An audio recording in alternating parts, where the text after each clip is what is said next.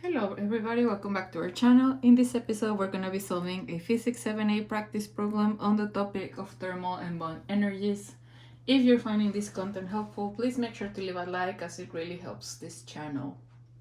So this is a problem that we're going to be working on today. So depicted below are three phase diagrams for substances A and B, drawn starting in the solid phase. Substance A is initially at -5°C. Substance B is initially in the gas phase at its boiling temperature. When the two substances are brought into contact, they eventually reach thermal equilibrium. During this process, 30 joules are released to the environment. Now, we have to label and plot the initial and final states for both substances and explain how we obtain the final states. And then we also have to depict this process using an energy interaction diagram and briefly explain. So as you can see, I have my problem over here. Here are both of the graphs. A initially -5, B initially gas phase. So I say let's just go ahead and start with this. So A is initially at -5, so the initial state would be over here at -5. And B is initially completely a gas, boiling temperature.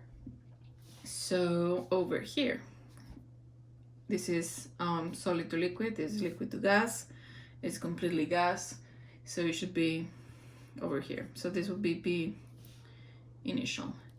Now they are brought together and then they reach thermal equilibrium. So our final temperature must be somewhere in this range, right? Because it can't be colder than -5, but it also cannot be hotter than 10. So we're looking for a state that's somewhere here in the middle. So A is gonna want to move this way. B is probably gonna move. No, it's gonna move this way, right? So they're gonna reach a middle point somehow, and when they are mixed together, 30 joules are released to the environment. So the system loses, that means negative 30 joules, and it goes to the environment.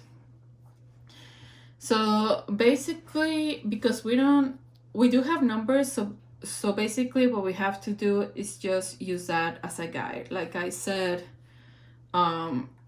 we just kind of have to like see where this is gonna end by using numbers. So for example, the first thing is that our final temperature is not gonna be 10. Because if 10 is the final temperature, that means that A would need around 90 joules to get there, B would lose 60, but then the entire process takes away 30. So that means that we would be 60 joules out. So that is not possible. So what's gonna happen is that this guy is gonna move all the way over here, just for starters.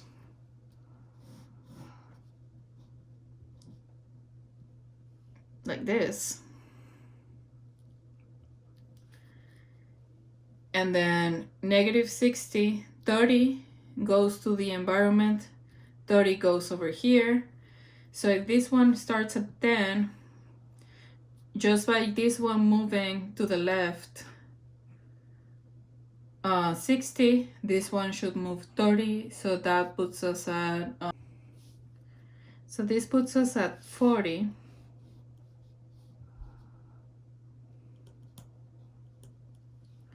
So this one loses 60, 30 goes here, 30 goes here. So we're good up to this point. However, this is not the same temperature because this one's at 5 and this one's at 10.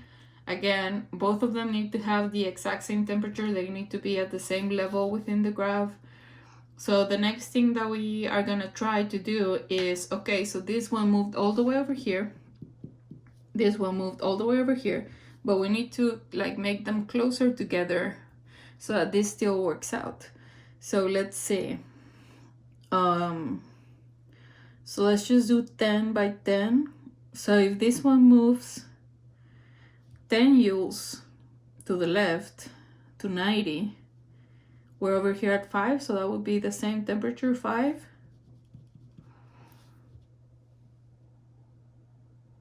And then this one moves 10, so it moves over here. So this one would end up over here. B would end up over here. So then your total would be 40 for A. Your total loss would be, yes, this is correct. Your total loss would be 70 for B, and then the difference between them is 30. So yes, this is how we do it. So basically this is going to be our endpoint for both of them. So let me just maybe take another color. So A is gonna start over here. It's gonna move upwards, and then it's gonna reach this point. B is gonna start over here. It's gonna move to the left and then downwards. We're gonna end up here and here. It's the exact same temperature. So this would be A final. This will be B final. B is gonna lose a total of 70.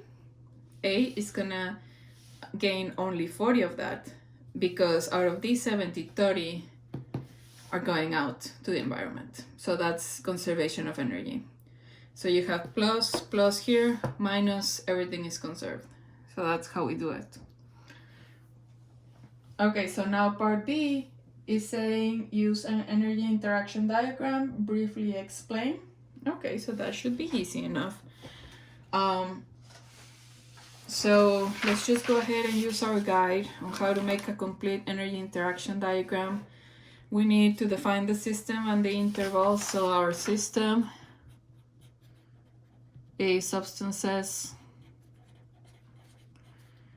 A and B. Our interval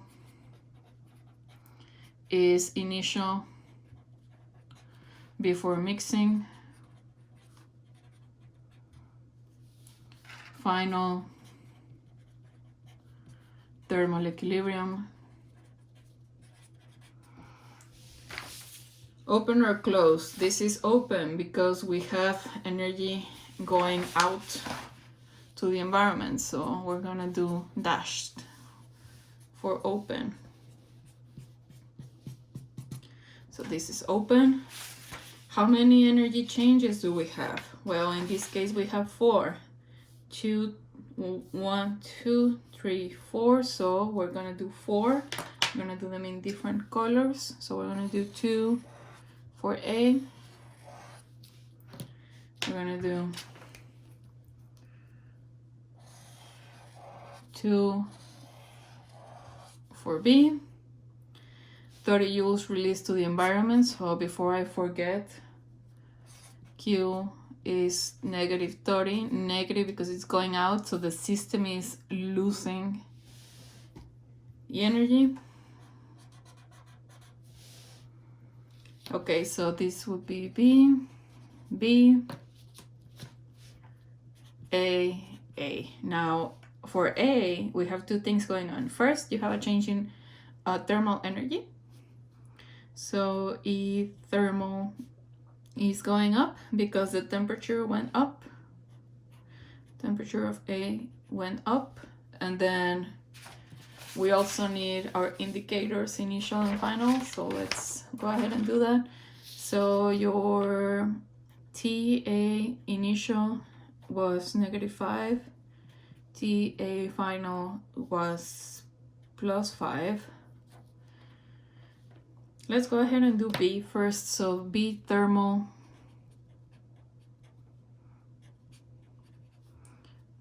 down, down, T, B initial, T, B final. So your initial was 10, final 5. So this one went down, this one went up, and now we're gonna do the bonds. So your E bond goes down, and it goes down because your gas or your vapor or whatever you want to call it is going down. So your amount of gas initial was 100%, and your amount of gas final was 0% when you went from here to here. Now for A, we're just missing this little part, so A would be E bond going up, and that would be because the amount of liquid is going up. And then your liquid initial is 0%, and then your liquid final, can we figure this out? If it starts at 20, then ends at 80, and you are right at, what is it, like 50?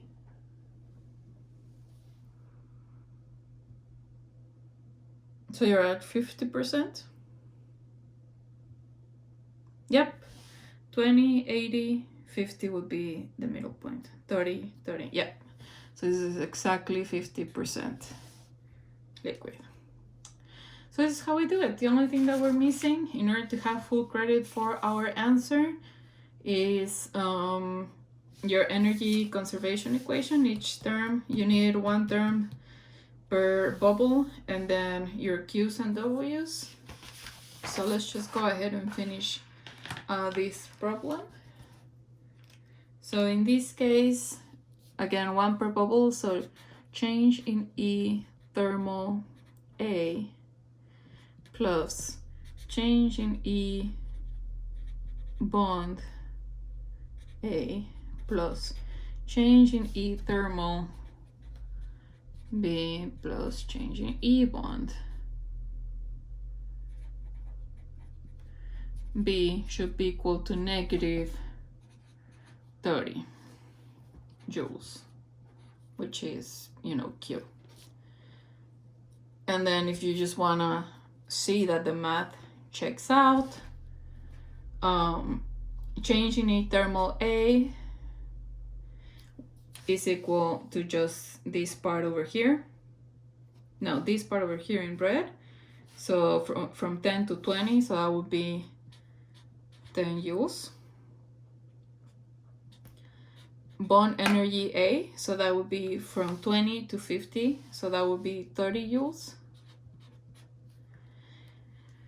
E thermal B would be going from here to here, so you actually lost 10 joules. And then E bond B, you actually went from here to here, so you actually lost 60. Is this equal to 30? Yes, it is, because these cancel out, and then you have your negative 30 difference, which is per the instructions released into the environment. So this is how we do it. Very nice problem. A little bit on the difficult side, because you kind of have to like work your way towards this middle problem. There's no easy way of figuring this out. You have to move a little bit to the left, a little bit to the right, and then just kind of like keep moving until you figure it out. Very important part here was to remember that they reached thermal equilibrium. So we didn't know exactly where they were both gonna end, but what we knew is that both of them were gonna end up at exactly the same level point.